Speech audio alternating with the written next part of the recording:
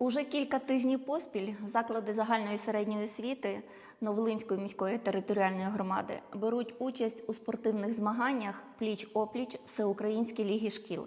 Це перший такий грандіозний проєкт за ініціативи нашого президента Володимира Зеленського під гаслом «Разом переможемо». Проєкт включає 5 видів спорту – це волейбол, баскетбол, футзал, спортивне орієнтування та черлідинг. Уже близько 500 вихованців взяли участь у цих спортивних змаганнях. Міський етап розпочинали з волейболу.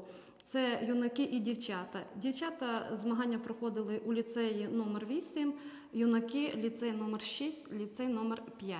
Наступні змагання проводилися з футзалу. Змагання відбувалися в НЦ-Дюті, будинку спорту та ліцей номер 2. Заключним етапом у нас будуть змагання зі спортивного орієнтування. І другий етап – це буде у нас районний етап. Переможці районного етапу поїдуть на обласний етап всеукраїнських змагань «Пліч-опліч».